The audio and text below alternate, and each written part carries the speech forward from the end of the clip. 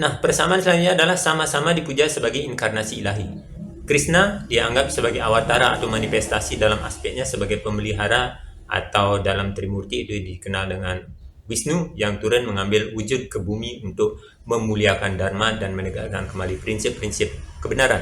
Sedangkan Yesus diimani sebagai inkarnasi Allah, firman yang menjadi manusia untuk tujuan yang sama, yakni menyelamatkan dunia dari kehancuran dan kebobrokan manusia yang sudah meninggalkan karakter baiknya. Ini adalah video tentang opini, analisa, dan sudut pandang yang kemungkinan bisa sama atau bahkan jauh berbeda dari apa yang Anda pikirkan. Maka, hargai perbedaan dan silahkan tulis sudut pandang Anda di kolom komentar. Om Swastiastu. Jika Anda pernah membaca buku atau menonton film tentang kehidupan Yesus Kristus dan juga tentang kehidupan Sri Krishna, Anda mungkin akan tergerak oleh rasa ingin tahu. Kenapa ya? Kira-kira ada banyak kemiripan dan persamaan antara kisah kehidupan mereka, yakni kehidupan Yesus dan juga dengan Krishna. Mungkinkah keduanya sedang menceritakan tokoh yang sama dengan versinya yang berbeda-beda? Banyak peneliti perbandingan agama atau comparative religion itu memang melihat ada kemiripan simbolis maupun naratif antara kisah hidup Sri Krishna dalam tradisi Hindu dan juga kehidupan Kristus atau Yesus dalam tradisi Kristen. Tentu saja masing-masing punya konteks budaya dan spiritual yang berbeda-beda. Tetapi menariknya, justru kisah kehidupan dua tokoh besar yang dijadikan inspirasi bagi jutaan umat manusia itu tampak memiliki banyak sekali kemiripan yang bisa nanti coba kita kaji ya. Nah, apa saja itu? Mari kita cermati bersama-sama. Yang pertama tentang kelahiran ilahi dan mukjizat. Dalam kisah kehidupan Krishna itu muncul, ya dikatakan bahwasannya Sri Krishna muncul secara ajaib dalam kandungan Dewaki tanpa proses pembuahan seperti layaknya manusia biasa. Dewaki hamil setelah ada cahaya suci yang memasuki rahimnya.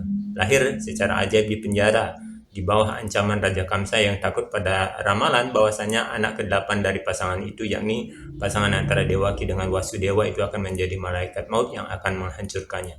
Sementara itu, Yesus kita tahu bahwa ia lahir dari perawan Maria secara mukjizat juga di bawah ancaman Raja Herodes yang takut akan ramalan bahwa anak yang baru lahir itu akan menjadi Raja Yahudi. Itu sama-sama dinubuatkan dalam sebuah ramalan bahwa kelahirannya itu akan menjadi penegak keadilan. Nah, yang kedua tentang ketakutan sang raja akan kebenaran ramalan itu sehingga ia memerintahkan untuk membunuh banyak bayi.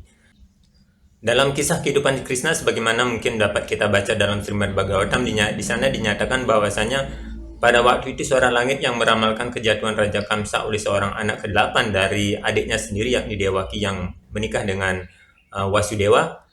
Itu Kamsa dalam kepanikannya lalu memerintahkan anak buahnya untuk membunuh semua bayi laki-laki yang ada di wilayah kerajaannya ya, untuk mencegah kelahiran malaikat mautnya yang tidak bisa diprediksi secara pasti kapan dan di mana waktu kelahirannya tersebut. Jadi untuk mengantisipasi hal tersebut, Kamsa memerintahkan untuk membunuh seluruh laki-lakinya.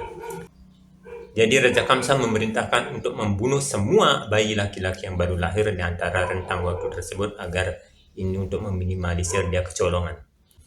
Kemudian di lain sisi, dalam kehidupan Yesus Kristus kita tahu bahwa Herodes memerintahkan pembantaian bayi yang di Bethlehem juga dengan alasan yang sama, yakni agar kekuasaannya tetap terjaga untuk mengantisipasi itu bahwa bayi yang akan lahir itu akan menggantikan posisinya sebagai raja yang berkuasa di wilayah tersebut.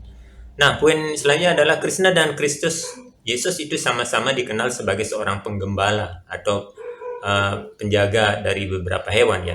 Krishna dibesarkan sebagai seorang penggembala sapi, simbol dari jiwa-jiwa di daerah Vrindavan India ya, dengan penuh cinta kasih kepada para gopi atau penggembala wanita. Sedangkan Yesus sebagaimana kita tahu juga ia disebut sebagai gembala yang baik yang merawat kawanan domba-dombanya. Domba di sini juga berarti simbolik sebagai umat manusia. Dia yang menjaga kehidupan umat manusia. Nah, poin selanjutnya yakni tentang mukjizat sejak muda. Krishna pada waktu muda diceritakan bahwa ia mengangkat bukit Govardhan dengan satu jari untuk melindungi warga desa dari hujan badai yang diturunkan oleh Dewa Indra selama 7 hari 7 malam tanpa henti. Waktu kecil ia juga sering menggandakan makanan bagi teman-temannya pada waktu mengembalakan ternak ya. Sedangkan dalam kisah kelahiran Yesus, sisa kehidupan Yesus itu dikisahkan bahwa dalam kehidupannya Yesus pernah membuat mukjizat seperti berjalan di atas air, memberikan makan bagi ribuan orang dengan melipat gandakan roti dan ikan yang ada. Itu juga kita bisa baca di Alkitab, saya kira.